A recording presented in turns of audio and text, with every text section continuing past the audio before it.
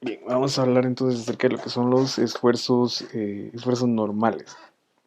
Vamos a hacer un repaso pequeño de lo que es los términos de estática que son necesarios para poder resolver problemas de esfuerzos normales o para poder analizar estructuras, la resistencia de las estructuras a las cargas que se le aplican. En este caso, por ejemplo, nosotros tenemos una estructura sencilla en la cual tenemos una viga que es esta que tenemos nosotros acá, que es de la viga AB. Y esta viga AB está también conectada por otra varilla que es circular, ¿sí? Que es la varilla CB, digamos que sería toda esta varilla. Y están conectadas a través de unos pasadores, ¿sí? Esos pasadores están en cada punto. Por ejemplo, nosotros tenemos aquí un pasador, aquí tenemos otro pasador, aquí tenemos otro pasador. Este tipo de conexiones nosotros ya las conocemos de estática y sabemos que ese tipo de conexiones son articulaciones en esos puntos. Eh, para poder nosotros determinar las fuerzas que se aplican en cada punto, de primero tenemos que ver la carga o las cargas que se le están aplicando a la estructura en general. Por ejemplo, en este caso nosotros tenemos una carga de 30 kilonewtons que se aplica en el punto B de esa sección. Entonces, para poder determinar, nosotros tenemos que determinar, primeramente, como solo estamos hablando del tema estático, vamos a hablar de qué es lo que le ocurre a las reacciones. Las reacciones se dan en esos apoyos que tiene la estructura, que son los apoyos en A y los apoyos en C. Esos apoyos en C, como son articulados, nosotros sabemos por parte en la estática, por parte de la estática, que nos van a generar dos reacciones cada una, dependiendo de cómo se apliquen las cargas. Esas direcciones nosotros originalmente las asumimos, solo es de tener un poco de lógica para asumirlas, y si la dirección las cuales, la dirección que les dimos a cada una de esas reacciones, está mal, pues lo único que va a pasar, como ya sabemos, es que el resultado nos va a dar negativo y eso solo nos indica que pues la dirección iba para el lado opuesto al que nosotros habíamos dicho. Por ejemplo, en este caso sabemos que si la carga se va a aplicar aquí para abajo, entonces para que se mantenga en esa posición la estructura, esa varilla entonces va a tener que hacer una fuerza hacia arriba, ¿sí? Esa varilla va a tener que hacer una fuerza hacia arriba. Entonces, por ejemplo, yo podría decir que las reacciones en el punto C, perdón, vendrían dadas de esta manera, vendrían dadas una para arriba y una para el lado izquierdo. Esto lo estoy asumiendo yo.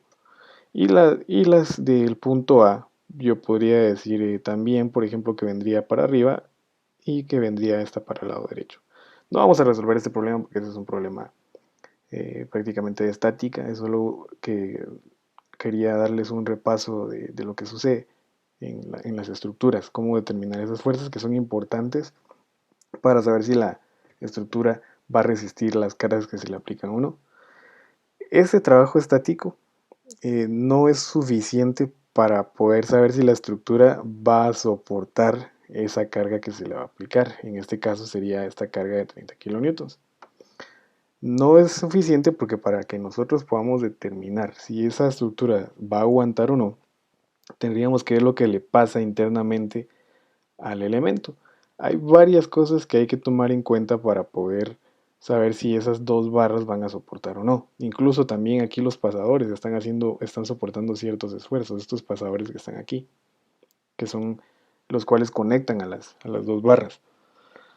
Entonces, para poder nosotros determinar si esos pasadores y estas dos barras que yo les marqué ahí, la barra CB y la barra AB, van a aguantar, para saber si van a aguantar, es necesario saber varias cosas. Por ejemplo, número uno es saber si las barras van a trabajar a tensión o a compresión, de qué material están hechos, cuál es la geometría de las barras. Por ejemplo, en este caso aquí nos están dando un diámetro, quiere decir que la sección transversal es circular.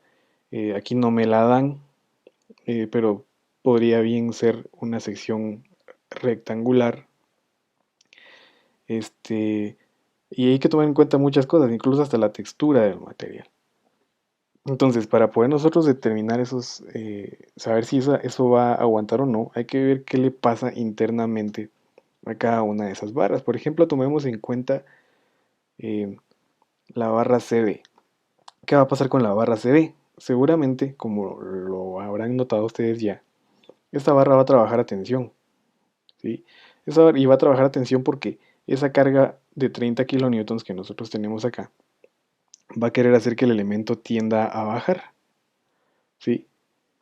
La barra B quiera bajar, ¿sí? El que va a querer bajar o que va a querer girar es la barra AB. Y lo que va a evitar que eso gire es precisamente la barra CB, o sea, esta barra circular que tenemos acá. Entonces, seguramente esa barra va a trabajar a tensión, ¿sí? Entonces, por ejemplo, si nosotros nos analizamos, por ejemplo, hacemos un corte acá, viendo tanto para arriba como para abajo, para saber qué es lo que le pasa a hacer, por ejemplo, un equilibrio interno, digamos que aquí va a haber un punto D, nosotros vamos a llegar a lo siguiente. Hacemos ese corte, entonces sabemos que tiene ese eje verde que yo les puse ahí, es el eje longitudinal de esa varilla. ¿Sí? Entonces, por ejemplo, en el punto D, que es donde cortamos, o sea, justamente a la mitad de la varilla, tenemos una carga interna que nosotros le vamos a llamar F'BC. Y del otro lado, pues tenemos la carga que se está aplicando en el punto C. Si se dan cuenta, esa carga es longitudinal, eh, porque se está aplicando sobre el eje longitudinal del elemento, pero también es perpendicular al área transversal de la figura, o a la sección transversal del elemento. Entonces, como estamos hablando de que es perpendicular, también hablamos de que es normal, es una carga normal a la sección transversal del elemento y está cargada axialmente, ¿sí? Entonces, cuando nosotros tenemos una carga que se le aplica a un elemento de forma axial, por ejemplo, el eje longitudinal sería este, perdonen que no me salga tan recto, vamos a ver, el eje longitudinal sería ese más o menos del elemento, se está aplicando directamente en el eje longitudinal del elemento. Y cuando se aplica esa carga ahí, nosotros vamos a tener lo siguiente. Vamos a tener una distribución de esfuerzo sobre toda el área de la sección transversal. Cuando nosotros hacemos una distribución de esfuerzos, tenemos que ver que aquí, digamos, yo tengo esta sección transversal de un elemento cualquiera. Y la carga se le aplica justamente en el centroide. Ahorita vamos a hablar un poco más de eso, de las cargas que se aplican en el centroide. Entonces, esa carga P en realidad es la resultante de infinitesimales cargas que se aplican en toda la sección transversal del elemento. Aquí van a haber muchísimas cargas, ¿sí? Entonces, ese valor de P es la resultante de muchísimas cargas que se están aplicando ahí o que se distribuyen uniformemente sobre toda la sección transversal del elemento. Cuando estamos hablando entonces de que es una sección o que es una distribución uniforme de cargas, entonces estamos hablando de una distribución uniforme de esfuerzos, ¿sí? Sin embargo, esto no es así. Al menos no es así en las esquinas o en las partes más cercanas de donde se aplica la fuerza longitudinal. Por ejemplo, las partes más cercanas, pues obviamente son los extremos de esta sección, ¿sí? Pero esa distribución en realidad no es uniforme, y sobre todo en esos puntos. Entonces, cuando nosotros hablamos de que las cargas son uniformes, estamos hablando de un esfuerzo que es promedio. Estamos hablando de un esfuerzo promedio, ¿sí? Para poder nosotros analizar, bueno, para poder analizar esos esfuerzos promedios, nosotros decimos que el esfuerzo va a ser igual a la carga longitudinal, a la carga axial, sobre el área de la sección transversal del elemento. Para nosotros poder determinar el verdadero esfuerzo que hay sobre un punto dado, digamos, por ejemplo, tomemos en cuenta otra vez la sección que teníamos anteriormente, y digamos que yo quiero hallar el esfuerzo que se da en este punto, ¿sí? Yo lo que tengo que hacer es tomar en cuenta un diferencial de fuerza, ¿sí? Y también tomar en cuenta un diferencial de área, que sería ese punto que yo tengo ahí. Entonces el esfuerzo justamente en ese punto va a ser igual a el límite, a el límite de cuando el delta del área, vamos a poner para que no se me confunda, tiende a cero, ese límite del delta del área tiende a cero del diferencial de la fuerza sobre el diferencial del área. Con esta fórmula entonces es como nosotros vamos a poder analizar o saber cuál es el esfuerzo en cualquier punto dado de esa sección transversal. Y puede ser no solo ahí en esa parte, porque por ejemplo nosotros aquí la sección transversal que estamos tomando en cuenta es la sección que está justo a la mitad del elemento. Pero también podemos hallar los esfuerzos que están justo, por ejemplo, más arriba de la mitad o más abajo de la mitad. Y nos vamos a encontrar con otro tipo de situación. Antes de pasar a la siguiente situación, ¿sí? Bueno, hay que tomar en cuenta que para poder hallar el esfuerzo en un punto dado, pues tendremos que usar esta ecuación de acá. Y para poder, y lo demás va a ser hallado como un esfuerzo promedio, que es con esta otra ecuación que tenemos acá. Que por cuestiones de practicidad en los libros, que es la mayoría de libros de mecánica de materiales, pues es el capítulo 1, si no estoy mal. En este caso el de BIR es el capítulo 1. Y pues ahí se trabaja con los esfuerzos promedios. Entonces vamos a trabajar más que todo con esta fórmula que tenemos acá. Las dimensionales para esos esfuerzos, por ejemplo en el sistema internacional, nosotros vamos a tener que las fuerzas nos las van a dar en newtons y el área nos las van a dar en metros cuadrados.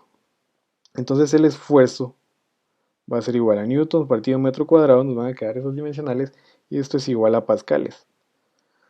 Pero los pascales son una medida de esfuerzo muy pequeña, entonces vamos a ver también muy seguido lo que son los kilopascales y también vamos a ver muy seguido lo que son los megapascales. Incluso vamos a poder llegar a ver, no tan seguido, pero sí se dan casos en donde vamos a ver hasta incluso gigapascales.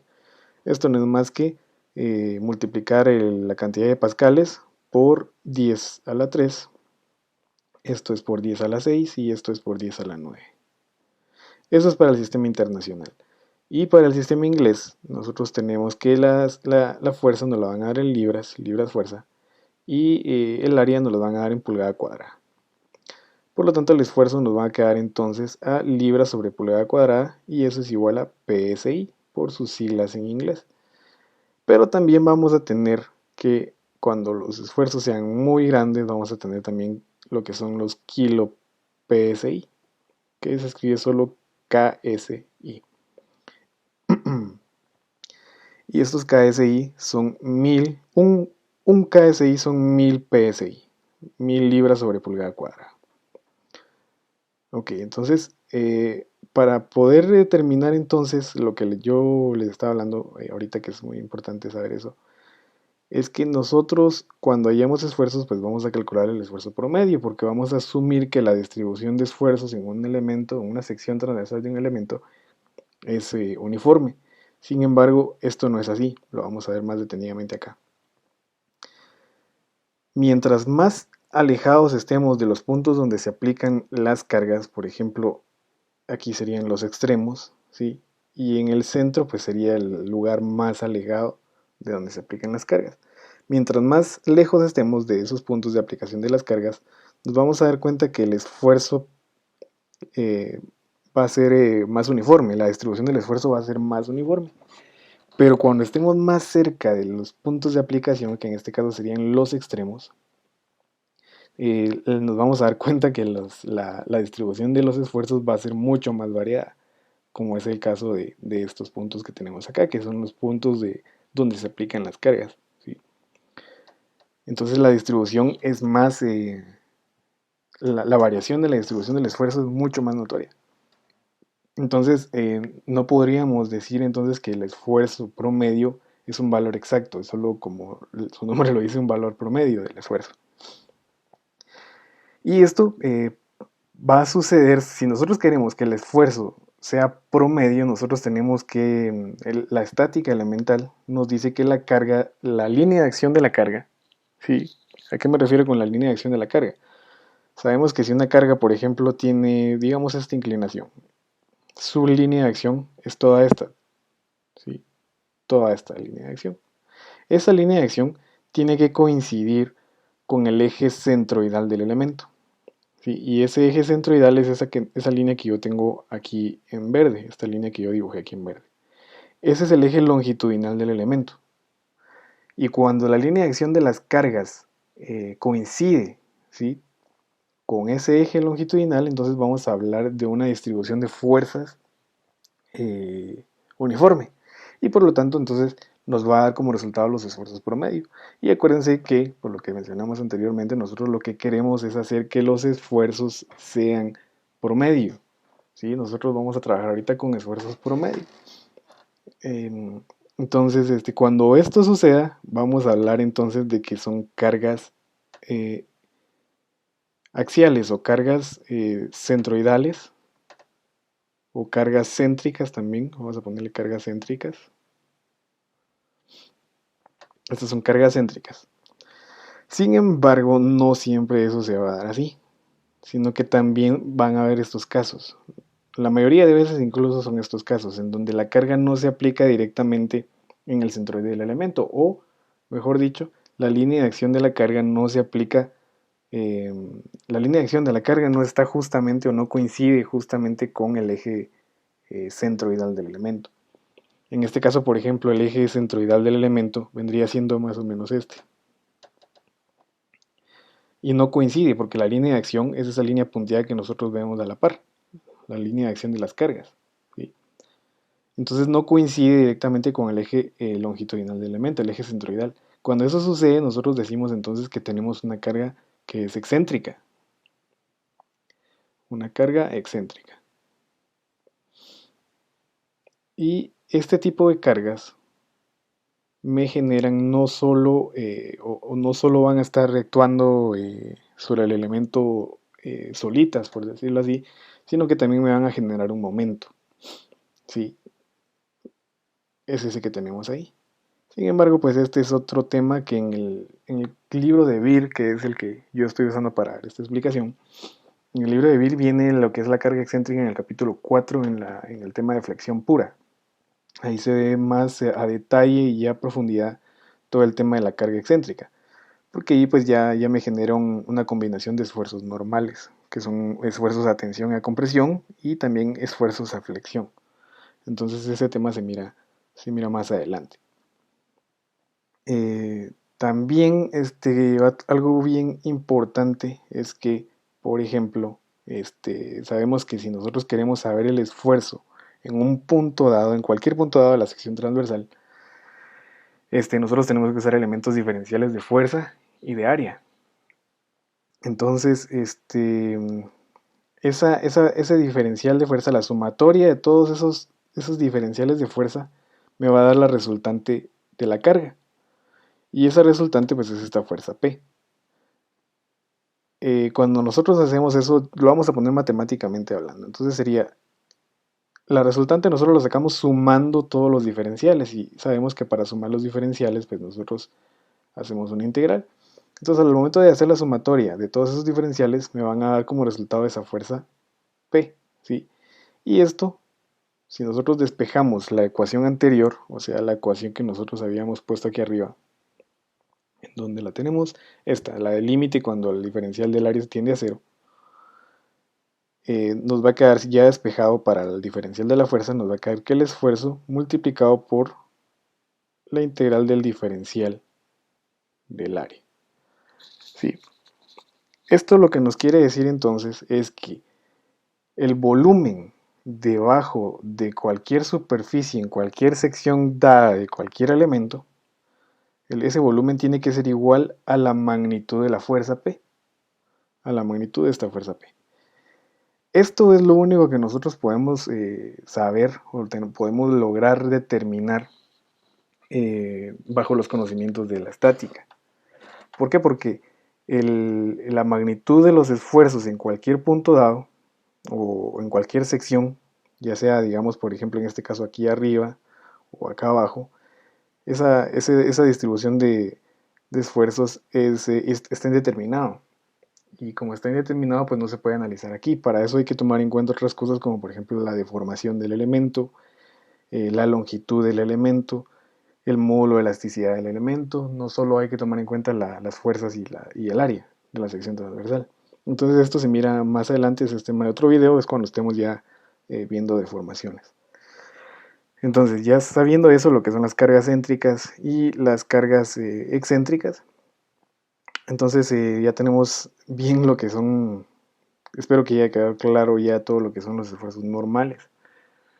Esto es en cuanto a los esfuerzos normales. Ya puntos para aclarar para esto es que los esfuerzos normales vamos a trabajarlo como esfuerzos promedio. En los esfuerzos cortantes, la misma historia. Los esfuerzos cortantes vamos a trabajarlos como que fueran esfuerzos cortantes promedio. ¿Qué es lo que sucede con los esfuerzos cortantes? Consideremos esta placa AB, esta placa que nosotros tenemos acá.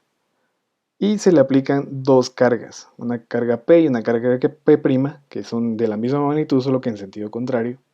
Y si se dan cuenta, por ejemplo, el eje longitudinal del elemento viene acá. Es este el eje longitudinal. ¿Esas cargas están aplicadas axialmente o no? Pues obviamente no están axialmente porque no están ni paralelas, ni siquiera están paralelas al eje longitudinal. Es más, están perpendiculares al eje longitudinal porque vienen aquí y entonces aquí 90 grados. Entonces están perpendiculares al eje longitudinal del elemento. Este tipo de cargas son las cargas que nosotros conocemos como cargas transversales. Entonces, este tipo de cargas transversales lo que me generan es esfuerzos cortantes, transversales. ¿Por qué es que me generan esfuerzos cortantes? Y lo que sucede es que si por ejemplo nosotros tomamos esta sección de acá, que es lo que nosotros vemos aquí a la par, eh, nos vamos a dar cuenta que ese elemento lo que va a querer hacer, esas cargas lo que van a querer hacer es fracturar a ese elemento, lo van a querer cortar, ¿sí? Y entonces nos vamos a dar cuenta que internamente se va a generar una fuerza que va a querer oponerse a ese corte. Y esa fuerza pues tiene que ser igual a la magnitud de las cargas que están aplicando ese corte, ¿sí? Que están queriendo generar ese corte. Por lo regular, esos esfuerzos cortantes en armaduras sencillas o en estructuras sencillas, por ejemplo, se dan en las conexiones, se puede dar como lo vemos en esta foto, en un perno, se puede dar en remaches o en elementos que conectan dos placas, por ejemplo. ¿Sí? Por ejemplo, aquí vemos que esta placa puede hacer una carga hacia arriba y esta otra con la misma magnitud hacia abajo. Entonces van a querer hacer un corte en el perno, justamente aquí con los que le voy a marcar en rojo. ¿Sí? Van a querer cortar al elemento de esa manera. Esos esfuerzos nosotros los manejamos se denominan esfuerzos cortantes y nosotros los escribimos o los representamos con la letra tau. Y vale la pena también mencionar que estos esfuerzos, por la misma razón que mencionamos en los esfuerzos normales, van a ser esfuerzos cortantes promedio. ¿Sí? Entonces, por ejemplo, aquí tenemos un eje EE', que sería todo este eje de hasta acá. Es un eje EE'. Si nosotros hacemos un corte justamente ahí en ese eje, vamos a tener lo siguiente. Tenemos la fuerza que está actuando, que están haciendo esas dos placas, las placas A y B, y entonces va a querer cortar el elemento justamente ahí en ese plano EE'. Y entonces el perno va a querer hacer una fuerza interna de esa magnitud para evitar que se corte. ¿Sí? Entonces el esfuerzo cortante va a ser igual a esa fuerza que evita que se corte dividida entre el área que se está cortando. Como estamos hablando de un perno que tiene un diámetro, sabemos que si lo miramos en planta va a ser más o menos así. Y entonces el área va a ser igual a pi cuartos sobre el diámetro al cuadrado. O también a pi por el radio al cuadrado. Esto lo vamos a ver más adelante cuando estemos resolviendo ejercicios de, de, de este tipo. Las dimensionales, pues en este caso van a ser las mismas que las anteriores, van a estar en pascales, kilopascales, megapascales, gigapascales en el sistema internacional y también van a estar en PSI o kilo PSI en el sistema inglés. Sin embargo, existen algunas variaciones del esfuerzo cortante, como por ejemplo los elementos que están sometidos a un cortante doble, como es el caso de estos pernos. ¿Qué es lo que sucede con estos pernos que están que están sometidos a cortante doble? ¿Por qué es que digo que están sometidos a un cortante doble? Si se dan cuenta, están conectados por medio de dos placas, placa C y placa D. Esta es la placa C y esta es la placa D. Y se le están aplicando esas dos cargas, F' y F. Si nosotros tomamos en cuenta y, por ejemplo, vemos solo el perno HJ, o sea, este perno de acá, nos vamos a dar cuenta de lo siguiente. Vamos a ponerlo acá. Vamos a analizar esto. La carga F viene para el lado derecho, ¿sí? Entonces esas placas van a querer impedir el movimiento de ese perno, entonces van a tener que hacer fuerzas hacia el lado contrario. Entonces cuando hacen unas fuerzas hacia el lado contrario, nosotros podemos venir y hacer una sumatoria de fuerzas en el eje X, que es donde están actuando las fuerzas, y decimos que la fuerza F menos esas dos fuerzas FC y FD, que vienen siendo, digamos, la magnitud de las fuerzas cortantes, las fuerzas internas que están oponiéndose al corte, que van a ser P, entonces tenemos que va a ser menos 2 veces P, y esto va a ser igual a 0. Quiere decir que entonces mi fuerza F dividido 2 va a ser igual a la fuerza que está impidiendo el corte, esa fuerza P. Y sabemos que el esfuerzo cortante, que es un esfuerzo promedio, nosotros lo calculamos como P sobre el área cortante. Por lo tanto, sabemos que P es F medios, entonces sería F medios dividido sobre el área. Y eso nos va a quedar entonces que el esfuerzo cortante, aplicando la ley de extremos y medios, me queda que va a ser F dividido 2 veces el área. ¿Sí? Eso es porque hay dos áreas que se están cortando. No es solo un área como en el caso anterior. Entonces en el anterior podemos decir que es un elemento que está trabajando a cortante simple y este es un elemento que está trabajando a cortante doble. Y así pueden ir variando las diferentes estructuras dependiendo de cómo estén cargadas.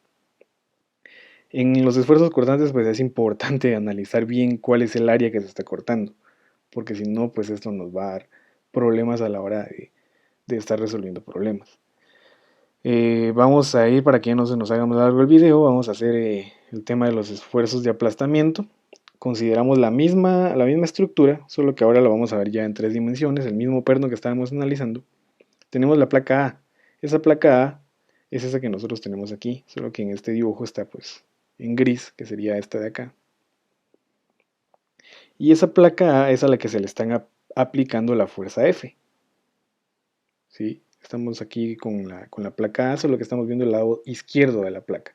Si le aplica esa fuerza F, entonces el perno va a hacer una fuerza sobre esa placa hacia el otro lado, que es una fuerza F' que va a tener una magnitud P. ¿Sí? Eso es una fuerza interna. Esa fuerza P, entonces, ese perno lo que va a querer hacer es aplastar esa área curva que nosotros vemos acá. ¿Sí? Eso es lo que va a querer hacer el perno, aplastar esa parte. Entonces, cuando nosotros hagamos los esfuerzos normales, como lo va a querer apachar a la placa, lo que vamos a guiar es un esfuerzo normal. ¿Por qué? Porque es una compresión lo que va a querer hacer ese perno en esa placa, la va a querer aplastar. La está compresionando. Entonces, como la está compresionando, nosotros hablamos de un esfuerzo de aplastamiento que también va a ser un esfuerzo promedio, que lo denominamos como un esfuerzo B, que bueno, eso va la representación o la letra o cómo lo denominemos, pues va a depender del libro que usemos o de cómo trabajemos nosotros. Entonces, para poder nosotros hallar ese esfuerzo, si se dan cuenta, el aplastamiento se da en esa parte circular, en esa parte curva de la placa. Pero hallar ese esfuerzo exacto, pues es un dolor de cabeza poder hallar así. Y pues no varía mucho cuando estamos hablando de esfuerzos promedios. Si estuviéramos hablando de un valor exacto, pues entonces sí habría que hacer otro tipo de maniobras, por decirlo así, para poder determinar ese valor de aplastamiento. Pero como siempre estamos hablando de esfuerzo promedio, entonces lo que hacemos es hallar el esfuerzo y representarlo en una proyección rectangular, ¿sí? Que es esta que estoy dibujando aquí, la voy a marcar en otro color para que se mire mejor, lo voy a marcar en azul, por ejemplo. Y nos va a quedar lo siguiente. Nos va a quedar que esa proyección va a ser esta. Y vamos a hallar los esfuerzos de aplastamiento sobre ese rectángulo. Entonces, va a ser la fuerza que está aplastando, que en este caso sería la fuerza P, sobre el área. Y como es un rectángulo, pues es base por altura. ¿Cuál es la base? Pues la base es el diámetro del perno multiplicado por el espesor de la placa. Y ese es un espesor T. Y obviamente vale la pena repetirlo y mencionarlo varias veces que estos esfuerzos son esfuerzos normales. Entonces, aquí lo dejamos por este video. Espero que les haya sido de ayuda. Vamos a hacer ejercicios de estos en el siguiente video y vamos a explicar ya, vamos a ver ya más a fondo lo que es cada uno de estos esfuerzos con problemas un poco más complejos para que puedan tener una clara idea de lo que se está hablando aquí. Así que vamos a dejarla aquí.